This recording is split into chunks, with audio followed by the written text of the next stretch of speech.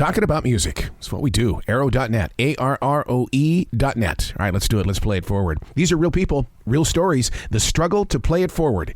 Episode number 473 is with Robyn Campbell and Matt Doyle from UB40. I'm good. I'm fine. Thank you. Well, we got to start off with you guys are going to be in Asheville on September 4th at the Salvage Station. I mean, my God, you guys coming to the Carolinas and being up there in the mountains and stuff, you could not ask for a better atmosphere. Great. We're looking forward to it. Looking forward to the whole tour, of course. Absolutely. And this tour is just magnetic. I mean, everybody that's on board with this tour is just, I mean, this is what it's going to be all about, the concert that everybody's going to be talking about. If we don't have a nice vibe, there's going to be something wrong.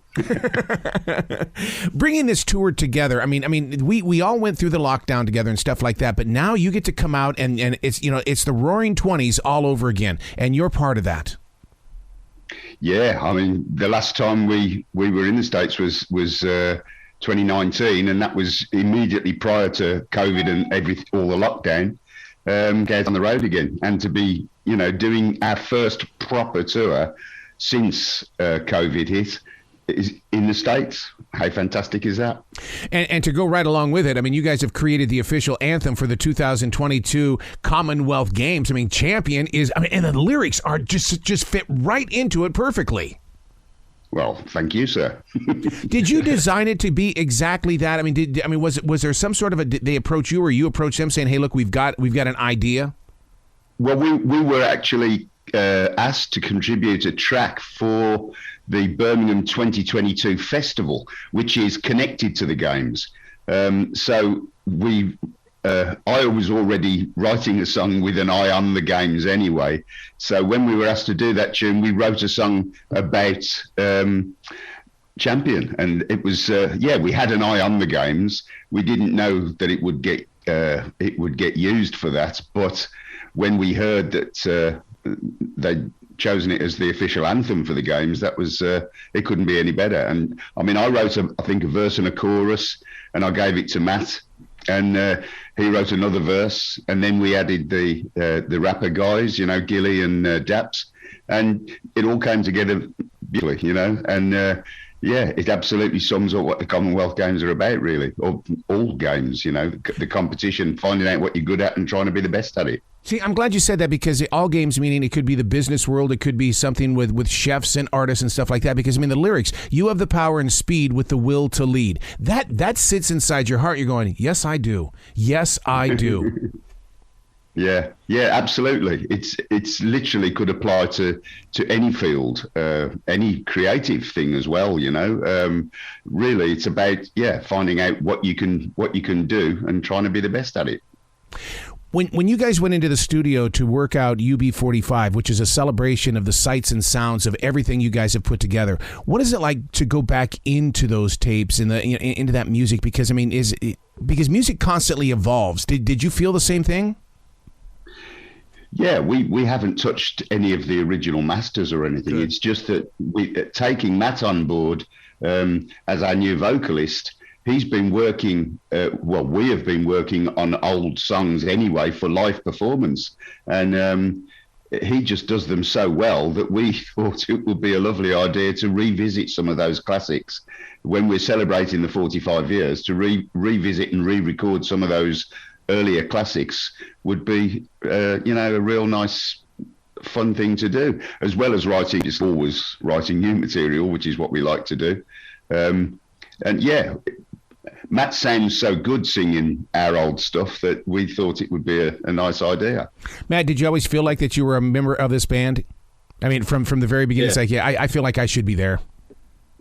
Yeah, I wasn't imagining that I was a member of UB40 from when I was like 3 or 4 years old. Like, I've always been a huge fan, and it's wicked that I'm going to be able to hear my voice singing on the tunes. Well, the one thing that I've taken note of with these live crowds, they seem to be more activated. They're not just sitting in the seats anymore. Because it's almost like something was taken away from the fan, and they're going, whoa, whoa, whoa, never again. Let's make this a big celebration. Yeah, well, we've never had seated audiences, and if they are seated audiences, we usually beg them to get up and dance. You know, I mean, we can't stand playing to a seated audience, and you know, the plan is always to get people up and dancing and singing along. You know, it's a party atmosphere that we try to generate. We have that much fun on stage. We expect and demand that our audience does the same. One of the things that you guys have done is you've created your own identity. I mean, it's just amazing how you fit right in with everything that moved us right through the 80s, the 90s, right up here into this new millennium. Well, that's just following what you love, you know. Follow your heart musically, follow what you love to do. Try not to follow any fashions, just do what you do, and hopefully everyone else will come along with you, you know. That's all we've ever done. We've never tried to please anybody. We've never tried to make music for the fans. We've always made music for ourselves and hoped that the fans would come along with us, and they always have done. We've got an incredible following, an incredibly loyal following, you know, and it's constantly growing. I'm always amazed at how many young people come to our shows. When you come into the Carolinas and things like that, do you get to go explore? Because, I mean, being in the Asheville area, I mean, we're talking about the Biltmore Estate. We're talking about so many different precious places of the Carolinas. Will you guys get to, you know, explore the mountains and stuff? Possibly. I guess Matt might do, because I'm in the States. So, yeah, he's going to be a bit like a tourist, I would imagine. he'll want to have a look at stuff, you know. But when you've been touring for 40 years, I don't know. You kind of end up feeling comfortable in venues, you know, and hotels, and you have to find a way of doing it so that you don't exhaust yourself, you know, in the first few weeks. Yeah, especially when you get to my age, you have to be a bit more careful about what you do for entertainment, you know. No, I totally get that, because it takes a little bit longer to get over everything. Absolutely. Traveling with the Wailers, Maxi Priest, and Big Mountain. I mean, this right here is a moment in music history. Are you guys going to document so we can hold on to it? I'm sure there'll be recordings on social media. You know, we always carry recordings with us and put them up on social media. So yeah, there'll be live stuff going on. But what a great lineup, you know. And we've worked with the Wailers many times. We've obviously worked with Maxi many times. We've recorded with Maxi. We know him well, you know. The only guys we don't know are Big Mountain, so looking forward to meeting them guys. And I just think it's a great lineup. If you're into reggae, then it's a night you can't miss. I've talked with them many times, so I'll send you all the interviews, okay, so you can be up to date. So the horn section of UB40, my God, I mean historians have got to say that you have your own wall of sound. Yeah, and I mean, that's principally down to our late saxophone player, Brian Travers, who passed away last year, sadly. But he, you know, when we started, there was just him, just the sax player, you know, and our first album had only saxophone on it. But he was the one who dreamed of a horn section. And yeah, we built a horn section. First of all, we recruited a couple of members of the band to play horns. Yeah. Which was kind of difficult. It kind of dropped them in the deep end, because they weren't horn players, but they learnt parts that Brian taught them. But then we got a horn section together, and the guys that we have now have been with us for nearly 30 years. Matt, he mentioned that this was the first time you're coming to the United States. Are there any high expectations that you're looking for or anything like that? Not really. I think I'm just really excited to just see everything, really. You know, Central Park. Oh man! All these places that I've always wanted to go to, but not just wanted to go to. You know, wanted to go there, playing music, and yeah, you know, Central Park, Hollywood Bowl, like all these places that. But you're so right about that, especially Hollywood Bowl. I've sat in those seats. I mean, there is a moment that takes place when that band hits that sound. Oh my God, Matt! Yeah, I can't wait I can't wait to see people's faces, you know, and I can't wait for these guys to see my face when we walk out on stage. One of the things that people, the average listener, always associates reggae music with the Caribbean and stuff like that. How did reggae get kicked off right there in Birmingham? Well, we have a high immigrant population in Birmingham, Nice. especially from the Caribbean. So right from as long as I can remember, I've been hearing Jamaican pop music before it was even reggae, you know, when it was ska. Yeah. I was hearing that everywhere I went, you know, at school, in the youth clubs, in coffee bars, and then later in the pubs and clubs, you know. And literally on the streets, you could hear Jamaican music everywhere. So we grew up on it, you know. And when reggae was formed, when it became reggae in the late 60s, it just became the music we all loved. And all of the band all come from the same area. We grew up on the same streets. We hung out together from when we were kids, you know. So that was the music that we grew up on. It wasn't strange to us. Obviously, that if you travelled outside of our area, then reggae wasn't so popular, you know. But where we were, it was the most popular music, I would say. So many bands start in the garage. Did you guys have your garage days? We had a cellar. Oh yeah. Yeah. Underneath the apartments of Brian, our sax player, and Earl, the bass player. They both lived in flats in a large Victorian house, and we took over the cellar without the landlord's knowledge and set up the band down there and rehearsed for about 6 months down there. So what is it like for you guys to own the song Red Red Wine, and then people discover that Neil Diamond actually started that, but you guys are the ones that put that baby on the map? Yeah, well, we didn't even know it was a Neil Diamond song when we covered it. We really didn't. We knew the version by there was a version by Jimmy James and the Vagabonds, and there was a version by Tony.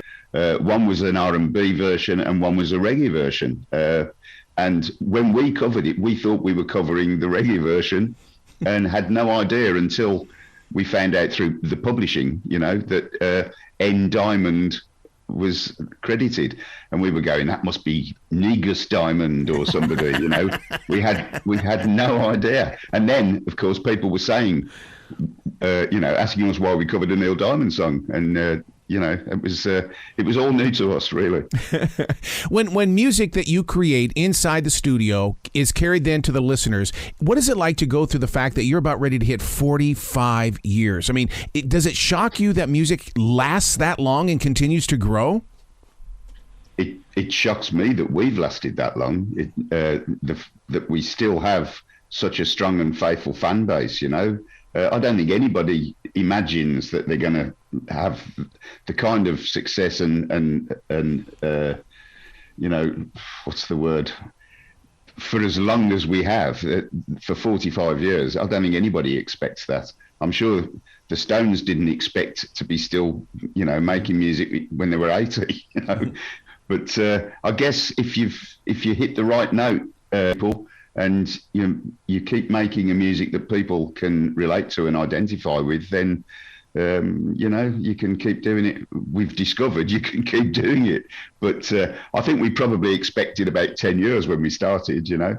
This is going to age me, but I mean, I remember dropping the needle on the UB40 albums, and I mean, you just always experienced the deep cuts. I love your deep cuts because it's part of the escape, and it really is an adventure when you go into the deeper cuts. Yeah, well, that's what the music was all about for us in the 70s. When we formed the band, we not only loved reggae, but we loved the production, we loved the dub, you know, and for us, it was an essential part of the music.